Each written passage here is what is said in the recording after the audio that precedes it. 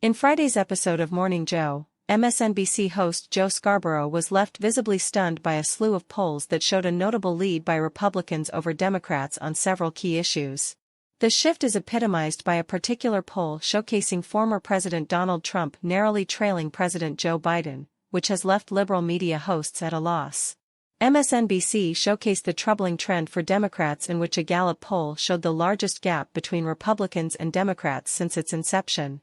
There's been one poll after another poll this week that has shown that the Republicans are just absolutely bashing Democrats when it comes to issues, said Scarborough. In fact, Gallup had a poll a few days ago where they reported the largest gap between Republicans and Democrats since they started taking these polls. According to the Gallup poll, aptly titled, "Neither Party Well-Liked," both the Republican and Democratic parties are not viewed favorably by a significant portion of Americans. Specifically, 56% of respondents have an unfavorable view of the Republican Party, while 58% feel the same about the Democratic Party. However, when it comes to specific issues, the Republican Party seems to have an edge. For instance, 53% of Americans believe that the Republicans will be more effective in ensuring the country's prosperity in the upcoming years, as opposed to 39% who think the Democrats will do a better job. Furthermore, when considering national security, 57% trust the Republican Party more to protect the nation from international terrorism and military threats, while only 35% favor the Democrats in this regard. The data is derived from the Gallup poll conducted from September.